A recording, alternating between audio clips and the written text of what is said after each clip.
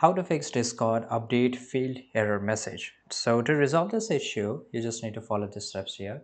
First of all, check your internet, right? So my internet is pretty good, but you have to check your whether you have connected with your internet or not. Second thing is that you have to close your Discord completely and then restart it. You can also go to the task manager and you can close it from here, right? So this is a way. Here it will show Discord. Now you can just go and click on it and close it completely. Now run Discord as an administrator. This is the third option.